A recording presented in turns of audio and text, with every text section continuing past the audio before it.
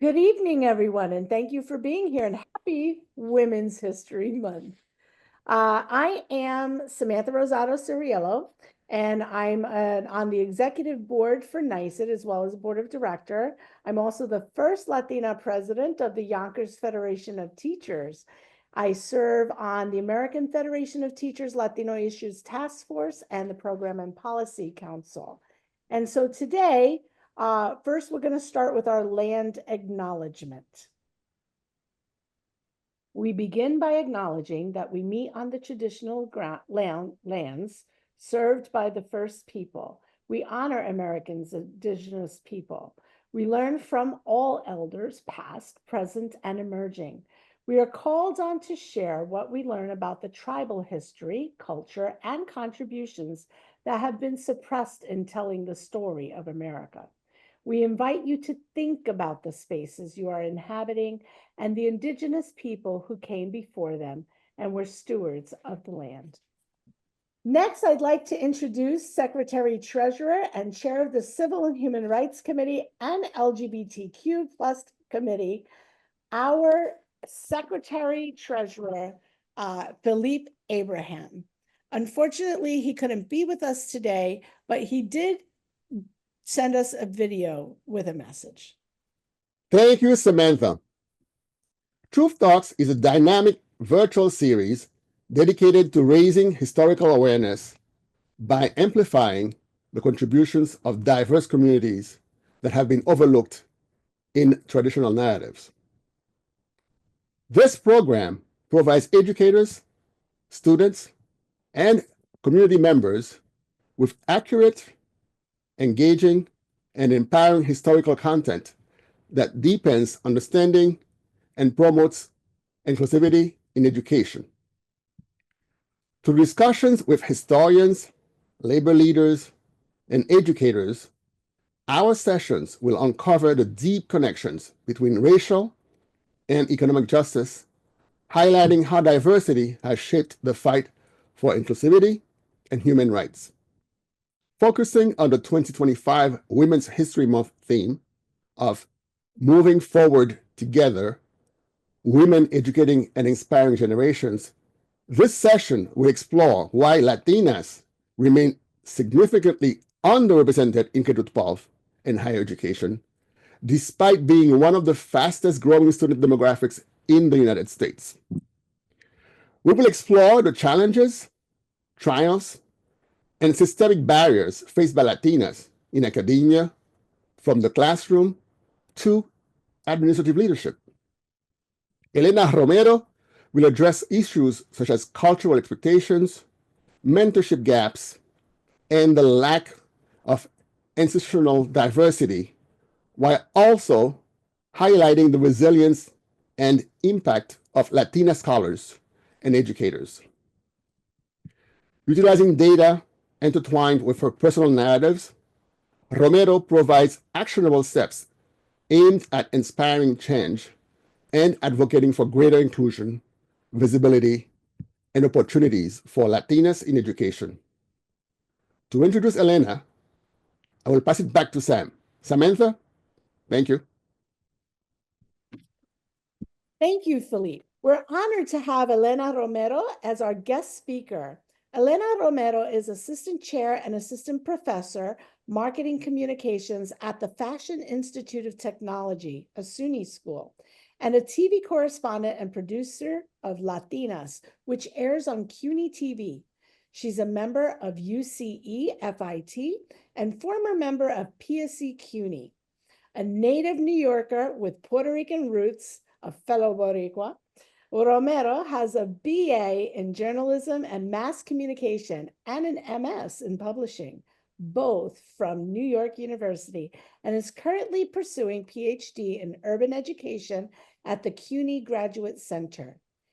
During Elena's presentation, if you have any questions, please send them to the Q&A chat, and Elena will answer them after the presentation.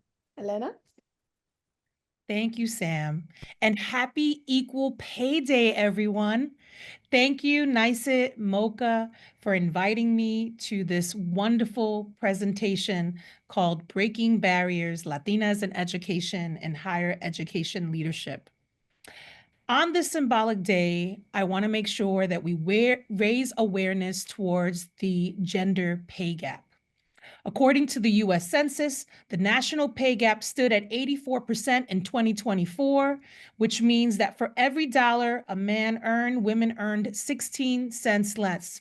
So women in the US who work full-time are typically paid about 83 cents for every dollar paid to men.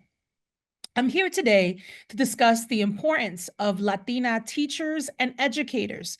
Latinas remain significantly underrepresented in higher education, despite being one of the fastest growing student demographics in the United States. I will share my personal and professional experiences along with data and research to explore how we can better support Latinas in education. But first, we'll start with a little story about myself and my own personal roots and quest to move into academia. So my story begins with my parents. I am the daughter of the late Elena Romero and Jesus Romero. Dad had a middle school education while mom was a proud high school graduate. My mother came here to the United States as an infant while my father came as an adult. And had they both pursued higher education, I'm certain that my father would have been a Puerto Rican historian, while my mom, who was wonderful at balancing the family budget, would have been a fantastic financial consultant. Like many Latino families, education holds a deep significance in ours, often seen as a pathway to success, stability, and social mobility. While perspectives may vary based on cultural background, socioeconomic status, or even immigration experiences, many of us see education as a path to a better life and a source of pride. What do I mean by this? Well, when we graduate, the whole family graduates. It becomes a collective effort. So it should come to no surprise that in my own family, my parents' daughters, Christina and Elena, would become teachers. My sister Christina is currently a kindergarten ICT teacher in a Brooklyn school. She's been teaching for the past 22 years, while I, first a journalist, later became a teacher 23 years ago, 6 of which have been full-time, and I've held my position as assistant chair the last 3. Next slide. So before I give you some fun facts, I'd like the following questions to kind of marinate throughout this presentation. And I'd like for all of you to think about how educators and professors, what role they've played in your lives. Think about it. How many happen to have been Latina? And what impact did they have or could they have had on your education? In addition, think about why you think Latina representation in education, particularly higher education, matters. Next slide. So I begin our conversation around the Mendez-Westminster case of 1947, which predates Brown versus Board of Ed. And this particular case was a landmark federal court case that challenged racial segregation in California schools. The case was brought by Gonzalo and Felicitas Mendez, whose children were denied enrollment in an all-white school in Orange County, California. The court ruled that segregated children of Mexican descent were unconstitutional, setting a precedent for the broader desegregation movement in the United States. This case set precedent for Brown versus Board of Ed, the case that helped lay the foundation for the Supreme Court decision that said racial segregation in public schools was unconstitutional.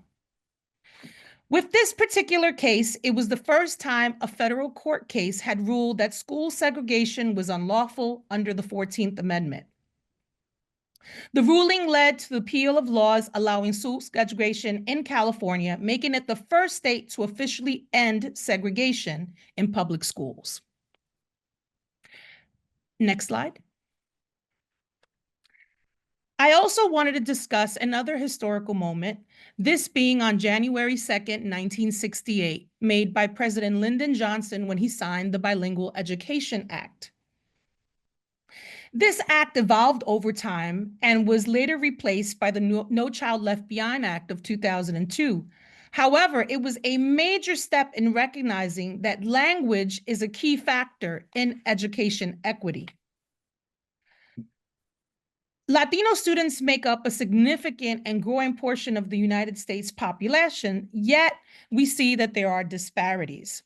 And this particular act signaled that federal government would recognize the need and value for bilingual education. In addition, it opened up the door for the need for more teachers to not only teach the language, but also teach languages besides in English. Next slide. So where exactly are we today? I thought I'd share some kind of overview statistics about the US and then move specifically into K-12 and then in the college setting. So the Hispanic population currently right now surpasses 65 million people. And it's projected to make over 26% of the US population by 2060. If that holds true, then therefore 1 in 4 Americans will be Latino by then. Among the most populated Hispanic or Latino states include California, Texas, Florida, and New York.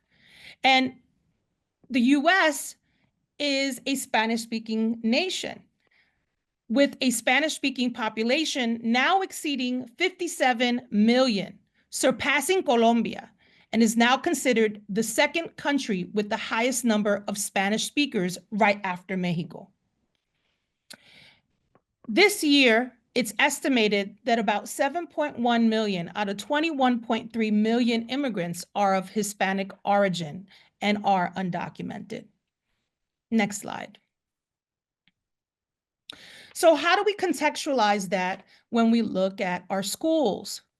Well, most K-12 public schools have teachers that are women. About 3/4 of the teachers are women as compared to men, according to the National Center for Education Statistics. Now, as a group, US public teachers are considered considerably less racially and ethnically diverse than their actually student populations. Looking at some recent statistic from the National Center of Education Statistics, 80% of public school, elementary, and secondary teachers are identified as non-Hispanic white, with a much smaller share of Hispanic teachers at about 9%, Black teachers at 6%, Asian and multiracial teachers at 2%, and fewer than 1% identifying as Pacific Islander or American Indian or of Alaskan Native. Next slide.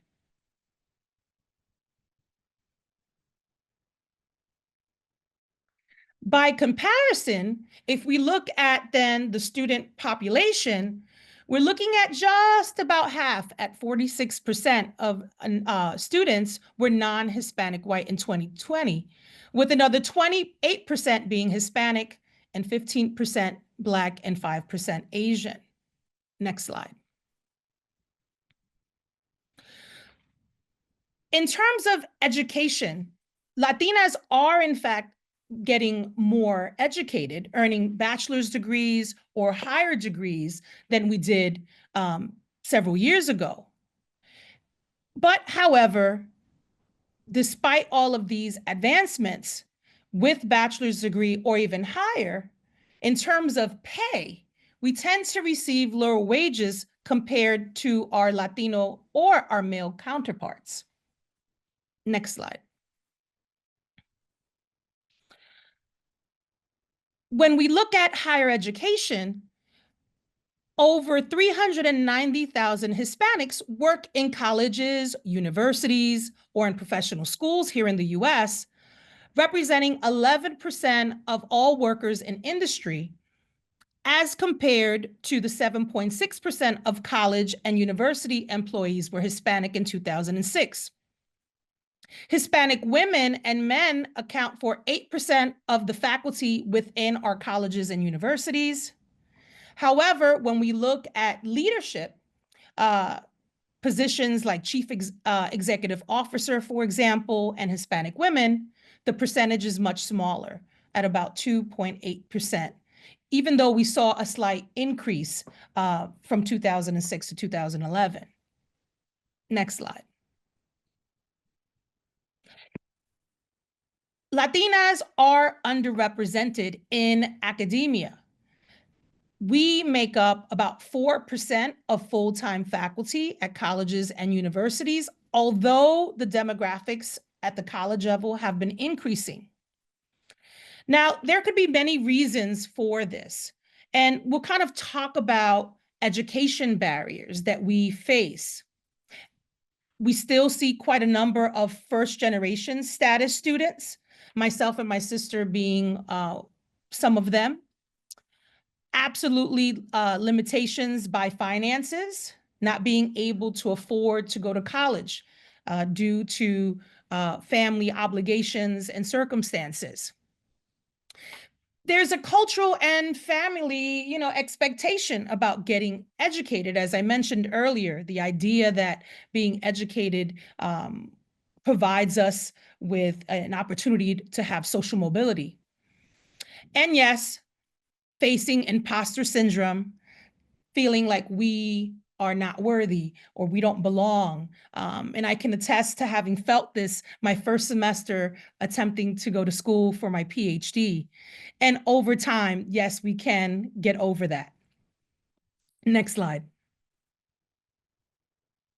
So what I want to do is play a short clip from a story that I did for Latinas that speaks about the idea of Latinas and getting advanced degrees, specifically PhDs. 1% of Latinas represent doctorate holders as compared to the 7% overall. If we can play the news clip.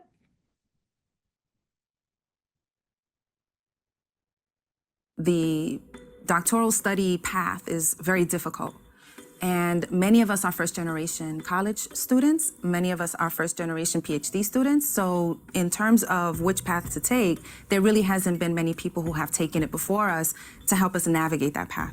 According to recent studies, only 8% of the Latinx population overall earn a doctoral degree. Unfortunately, of all PhD holders, only 2% are Latinas like Dr. Leyro. Many of our Latinas are first-generation college students, but also first-generation immigrants.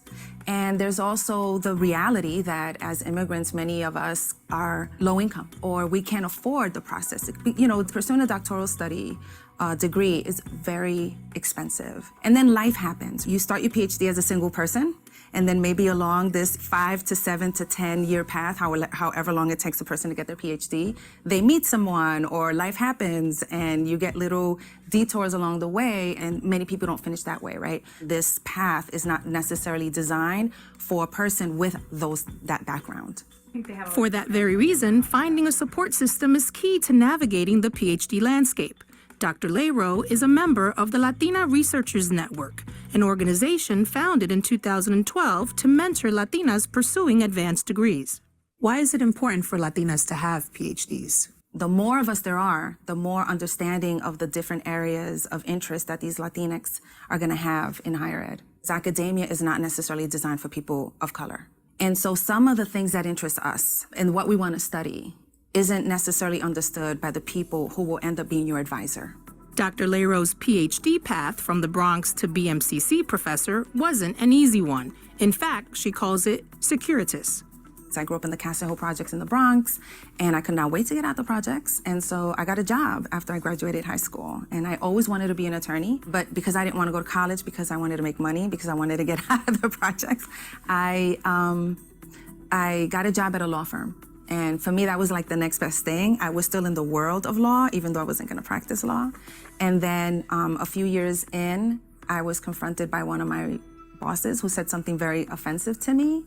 And I can't remember what it was, but it was something of the gist, well, what do you know? You don't even have a college degree, or like you just have high school. It was kind of one of those really condescending remarks. And I just remember thinking, I never again want to be in a position where I have to swallow something like that. And so that week, I applied for college. A Boricua criminologist, Dr. Lero started college at 27 and earned her PhD in criminal justice from the CUNY Graduate Center while obtaining her bachelor's and master's degrees from John Jay College. In the process, she balanced her ethnic and academic identity with ease. I purposefully wanted my identity as a Latina, Bronx-born Puerto Rican to trump my identity as a PhD student, because I felt that the main reason I wanted to teach is because I did want to be a face, a relatable face to my students so that they can see they can pursue higher education as well. And so it was important to me to be Boricua first and PhD student, right? And now I'm Dr. Boricua. For Latinas, I'm Elena Romero. Millennial Sisters. All right, if you could end the clip there. So I show this video because I think it really speaks to the challenges and difficultness that there is when we're trying to obtain an advanced degree. And I can totally relate with what Dr. Shirley Lero was sharing with all of you. And I wanted to make sure that we touched upon that. If we can pop up the presentation back up and move to the next slide.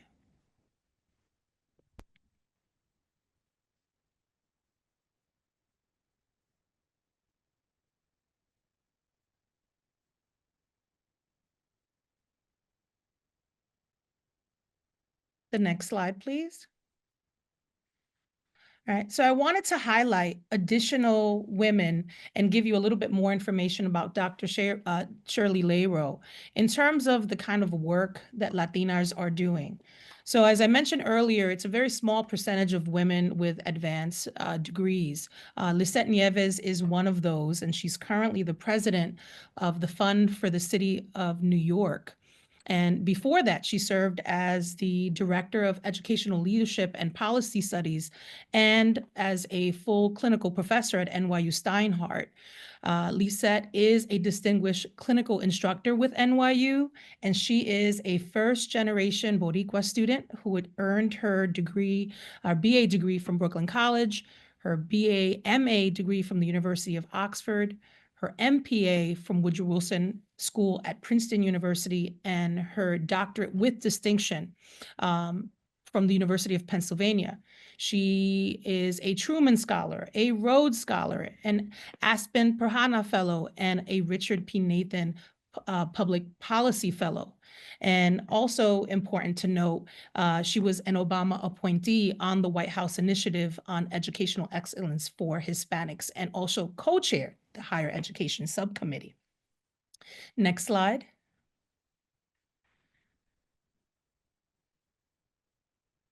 Now, I posed earlier in the presentation how many of you can remember or recall having a Latino teacher or a college professor in your studies. For me, I actually did not have a Latino or Latina instructor, and unless it was to take a foreign language. In fact, Limaris became one of my first Latina professors when I enrolled in her class my first year in my PhD program. Limaris is an associate professor of English at Teachers College, Columbia University, as well as an adjunct faculty member in the Urban Ed program at the CUNY Graduate Center. And she is co-leading the Latina Studies curriculum for New York City Public Schools.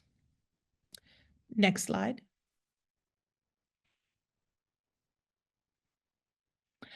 I want to mention Dr. Sofia Bautista Peltus, who is someone that I've gotten to know very well through a wonderful Facebook group that she started several years ago that has over 9,000 members dedicated to individuals who are looking, specifically Latinas, who are looking to complete their doctoral degrees. And her Facebook site, Latinas Completing Doctoral Degrees, is a virtual doctoral support group. And I recommend, if anyone is thinking of pursuing an advanced degree or is currently pursuing one, it is a wonderful space of community. Dr. Sofia Peltus is a cultural strategist, a consultant, an executive coach. She's worked in many executive roles, including for the Billy King Enterprise and JED Foundation. And she's currently the founder of Main Street Insight LLC, in addition to the Latinas Completing Doctoral Degrees. And she serves on many boards, including 100 Hispanic Women, which I'm a part of, Long Island, and the Yes Collective. And she holds a PhD in higher education leadership management and policy at Seton Hall. Next.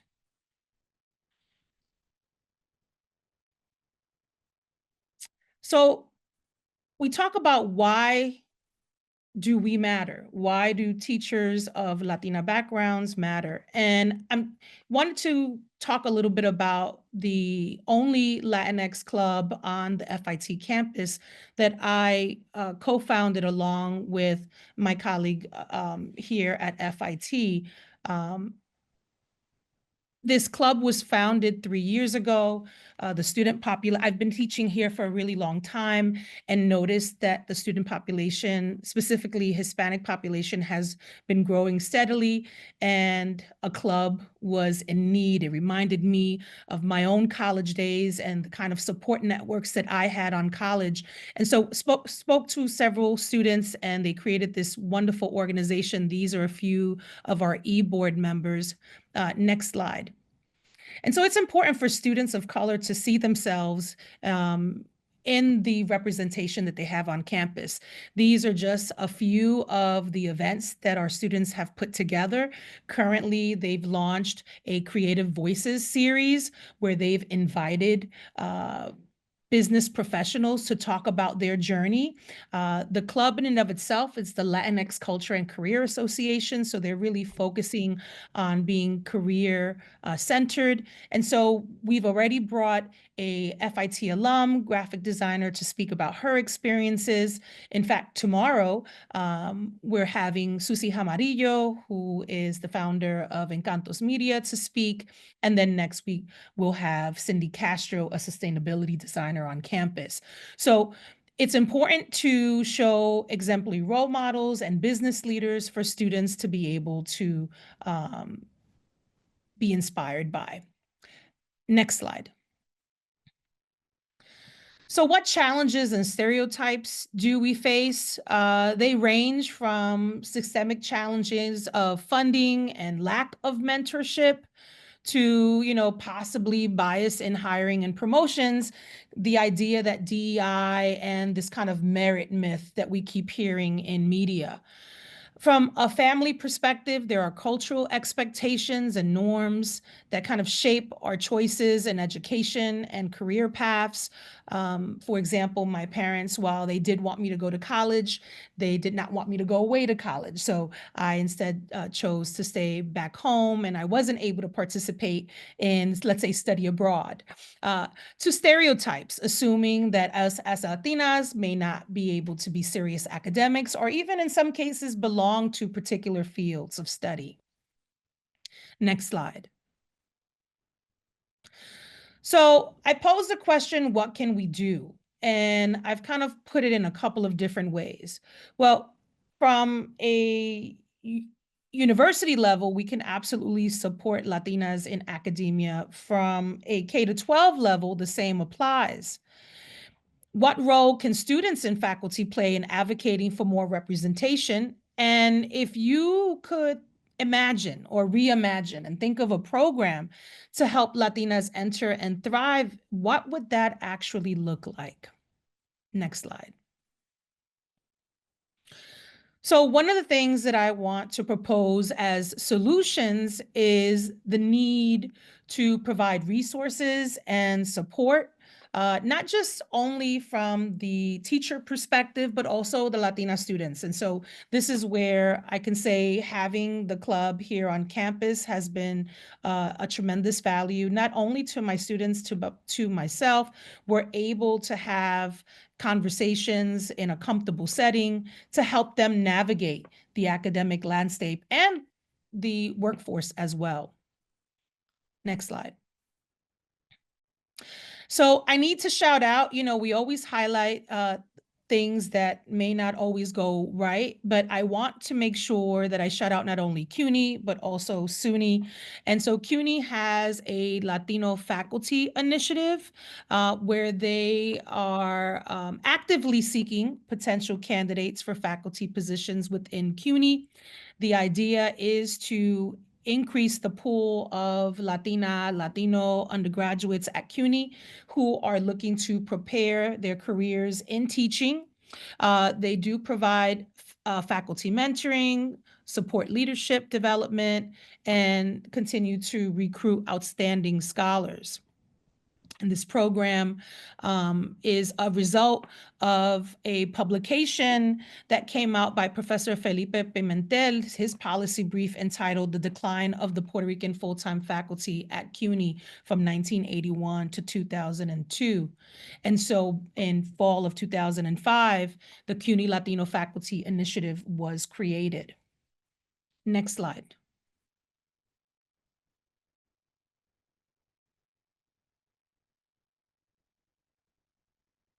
And as I mentioned, I also want to shout out CUNY as well as SUNY. And SUNY has the Hispanic Leadership Institute, a rigorous program that is invested in supporting Latino executives in SUNY.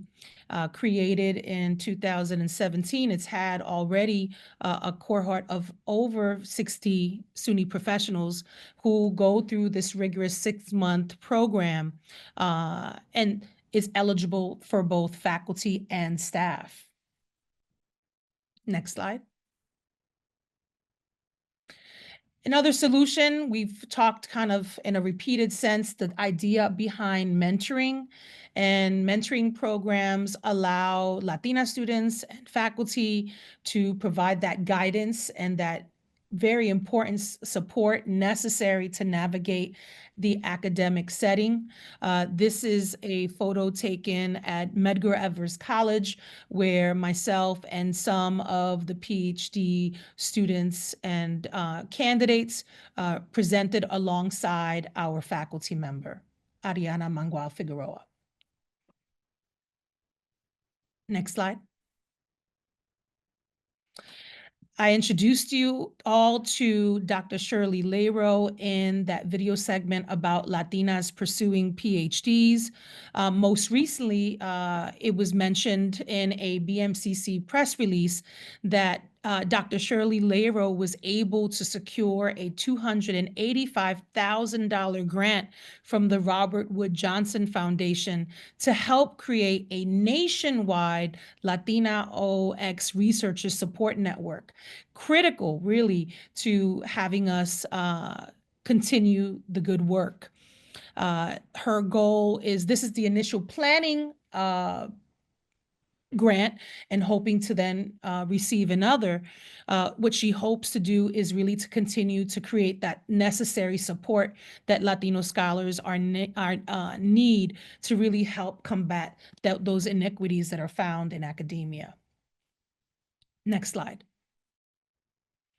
And so some of my final thoughts for those of us who are doing this kind of work is that it is not impossible. Those support systems, whether they're formal or informal, are very much necessary. And we do need to practice kind of self-compassion and care and recognize that it's okay to prioritize our needs, our goals, to continue to push forward, to establish healthy boundaries. I think it's important for us. I think it's kind of innate to always work harder and not always smarter, because we've been told that we have to work twice as hard to get just as much representation as our counterparts. But it's important to protect our time, our energy, our mental health. And what I will end this presentation will be with one last thought or quote. Next slide. I thought I'd mention Dolores Huerta, and many of you may know her for her activism and her work. Si se puede as one of her many quotables, and I'll leave you with these thoughts as I start closing out and summarizing some of my ideas behind Latinas in education and leadership. We must use our lives to make the world a better place to live, not just to acquire things. That is what we are put on this earth for. Latina teachers in K-12 and educational leadership roles overall are crucial for so many reasons. Latino students make up a significant portion of the growing U.S. student population, and as we mentioned, there is that disparity in teacher representation. We as educators bring cultural relevance. Latina teachers bring cultural awareness and understanding that can help create more inclusive and affirming learning environments. We can help bridge the language gap. Those of us that might be bilingual or biliterate, culturally familiar with being Latino. Therefore, not only providing English language learners support, but also their families, for them to feel understood and included in the education process. Therefore, we serve as linguistic and cultural bridges between schools and the Spanish-speaking communities. We also can help close those achievement gaps. Studies have shown that students who have teachers who share their cultural backgrounds are more likely to perform better academically, graduate high school, pursue higher education, and Latina educators can not only mentor students, but also help them navigate the challenges to keep them motivated. With that, I will close and open up the floor for discussion. Thank you. So I don't know, Elena, if you can see, but there are questions in the chat. Okay, so let me pop up the chat and I'll see if I can answer them in the order that I see them. All right, so how do tuition costs and student debt impact Latinas seeking advanced degrees in education in New York? Great question. It does. I'm an interesting example to kind of share my personal story. I was a full-time CUNY employee when I applied to my program, which would have meant I would have had tuition reimbursement. However, in that process, I applied for my full-time position here at SUNY, and I was not able to have funding. I have taken and have the ability to, thankfully, to put myself through college the third time around. The first two times I took out very, very big loans and was able to pay them off. But this time around, I'm paying out of pocket. I'm also a single mom of 3 daughters, one of which is a college student, a freshman at Howard University, and I'm taking out loans for her. So there is definitely a financial cost. It doesn't come easy. And I think it's a personal decision as to whether or not you're willing to do that. For me, because I've been in academia for so long, I felt it was necessary, especially moving into a full-time position, for me to earn that degree. And I want to be able to do more work to help my community. I'm already published and of course would enjoy continuing to do that, but I want to take the information that I've learned, understanding how we got where we are and how I can bring it back to my community. But yeah, definitely the cost of debt and taking on debt is definitely something that weighs heavily on many of us to be able to continue our studies, undergraduate, graduate, or beyond. The next question, how can New York districts improve recruitment and retention of Latina educators and leaders? I recently, and I'll be sharing some resources for all of you that NYSIT will send to all of you. I recently did a special on diversity in New York City public schools, past, present, and future for CUNY TV. And I spoke with renowned scholar and professor, Dr. Christopher Emden, and we talked very much about how do we go about recruiting teachers of color. And one of the things we can propose to kind of think outside the box is, when we think about going to school, there's so many tracks that we have available to students, right? So much is around the arts and STEM, but one of the tracks that doesn't necessarily get offered is this idea of teaching, right? Could imagine or reimagine this idea of offering at a, K-12 school level, this idea or entry or gateway into teaching how you can become a teacher. So I think in some ways we have to start as early as possible in the very same ways we talk about being doctors and lawyers and engineers and mathematicians. We can also talk about how to become a teacher. So I think we have to speak that to our children. In terms of being able to recruiting is one part, retention is another, right? So you can start at the schools level from the college perspective, those who are in childhood, early childhood, and educational programs, starting there. Once they graduate, if we can offer them some support. But in terms of recruitment and then retrenchment, one thing is getting the foot in the door and getting the job. And then there's the process of getting tenure, going through that process, which looks a little bit differently on the college level versus at the K-12 level. And I think this is where, again, having some sort of support system for new faculty and faculty of color, particularly, there might be some conversations that are important for them to have that they may not have that same kind of comfortability. Someone to kind of show them the processes, because it's challenging to navigate the business of education while we're actually then working with connecting with our students. So some of the things like what a year in review looks like, and how to prepare for peer observations, how to prepare for best practices for teaching students and for test prep, for example. So I think, again, it's buddying faculty up with those who can help them, again, navigate those spaces. So I'm a really big believer in mentorship, and that could be something that could be done on a rotating basis in terms of not just having one person mentoring that faculty member, but several.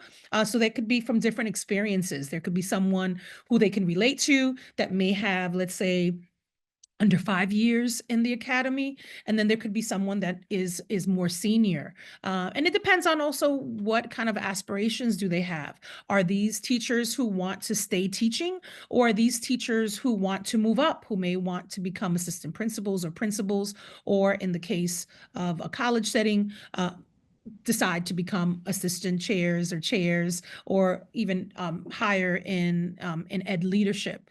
So I definitely think the key is to provide that mentorship piece and programs, right? Programs that are specifically designed to recruit. When I was entering journalism, I used to hear all the time, and I would go recruit reporters. Oh, I can't find, I can't find qualified or Latino journalists. And in academia, we definitely exist. It's just knowing where to look. And so I guess for me, the process is how are you networking? There are so many, thanks to social media, there are so many networking opportunities through different virtual groups that you can recruit there as well. Let's see, what's my next question? Are there any mentorship programs that support Latina teachers aspiring to leadership? I think it depends on where you might be located. I mentioned in SUNY, there is one specifically for those who work at SUNY. You might have to look at your particular school and region to see what opportunities there may be. What are the best ways for allies in New York Ed system to support Latinas in educational leadership?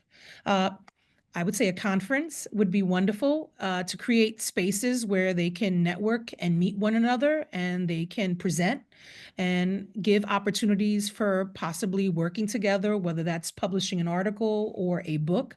So there are so many different ways that Latinas can be supported, right? There could be support in terms of getting them in these positions or training them to be leaders, for example. What advice do you have for young Latinas in New York who aspire to be education leaders during this time of federal tax? Yeah, this is a very challenging time, and the advice I would give young Latinas is know that you're needed.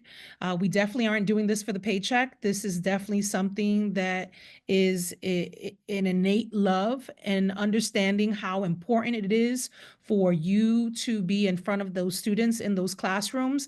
I mentioned that in my undergraduate studies, I had never seen myself in my professor's reflection unless it was my foreign language instructor. I think it's important, so much so that I see it when my students will go, "Oh, I told mommy about you." And I know exactly what that means, because what they're sharing with me in so many words is that, "Hey, I haven't met a Latina professor before until I met you." So that really matters. I think being in front of the classroom, presidents will change over time, but the students' needs are remaining the same, and if anything, even more. Now is a critical time to have instructors who care and love their students and are willing to protect them and give them the necessary information to have them move forward. I believe I have answered all the questions. Are there any others that you'd like to pose? I'm more than happy to answer. Okay, I do see two more here. As someone who is not Latino or Latina, what kinds of things do I do to promote others of different backgrounds? Offer gatherings. I think sometimes, just getting together and it doesn't have to be in a formal setting. Talk to colleagues, ask them, what challenges do you face? How can I help? And I think overall, good colleagues will support one another. And the differences, you come to find out that your differences really are not something that are going to divide you, but in fact, you can kind of share some common ground and see some common things to get you talking. So I definitely think having open and honest conversations without judgment. I think there's a fear that if I say something, it might be the wrong thing. I think if you speak from your heart and sincerity, then it should go fine.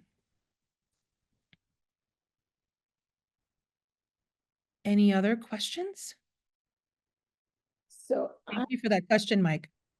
I don't see any other questions there. I'm just scrolling through. I did pose a question earlier in the presentation, if you could answer in the chat. How many of you had Latina teachers or professors when you went to school? And if you didn't, how do you think that might have impacted your studies? You can all respond in the chat. I'm curious to see what people say.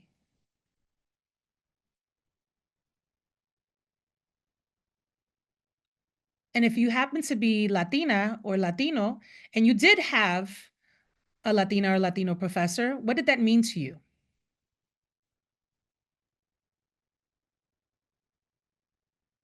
So I don't think the participants can write in the chat. Okay. So the questions go to the moderator, and then the moderator forwards the questions to the chat or the responses to the chat.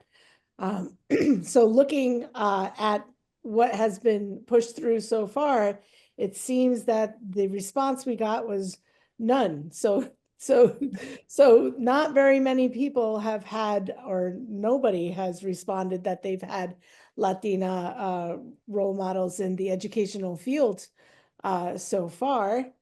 And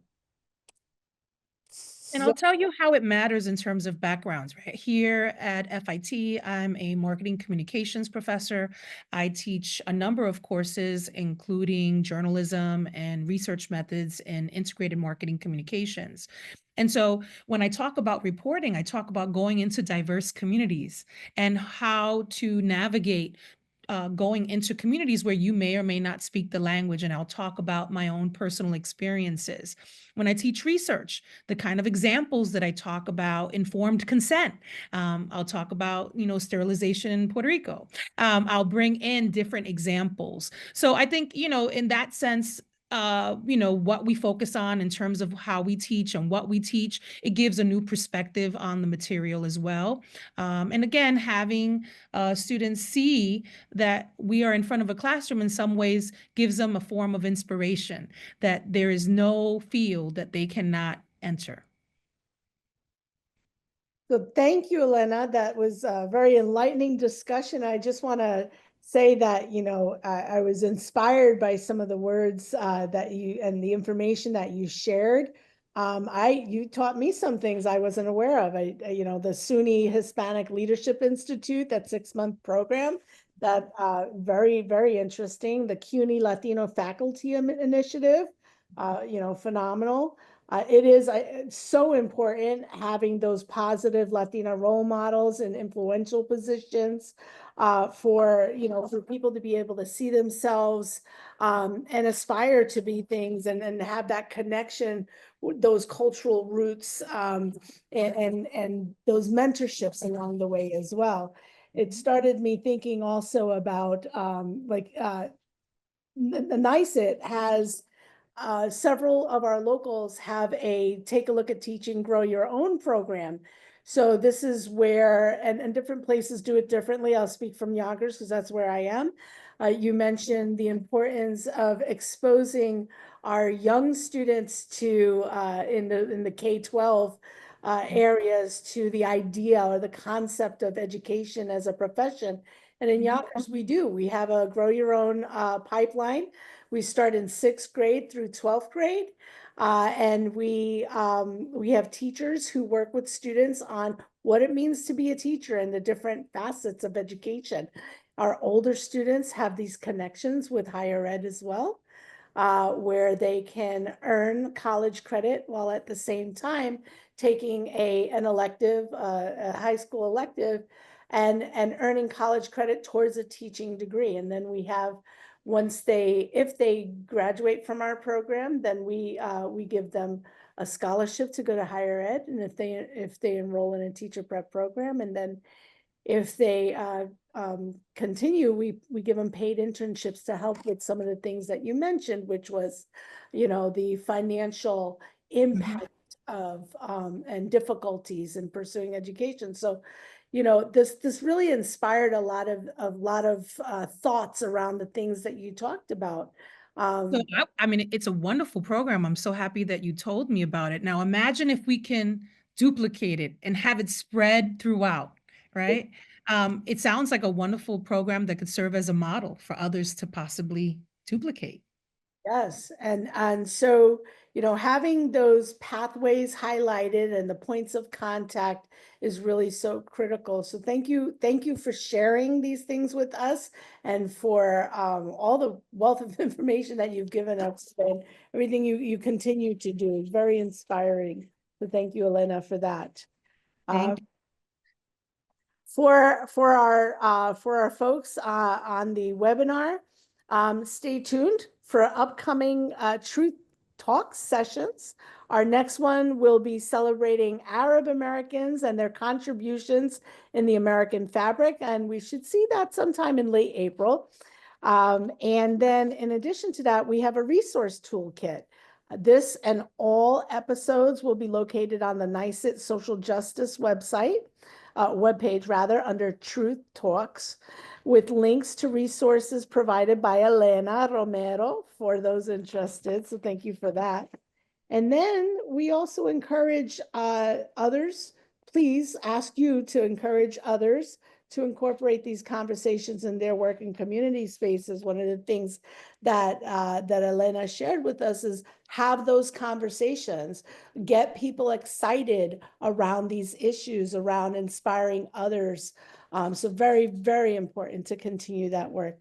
So thank you all for your time. Thank you, Elena Romero, and we'll see you next month. Thank you.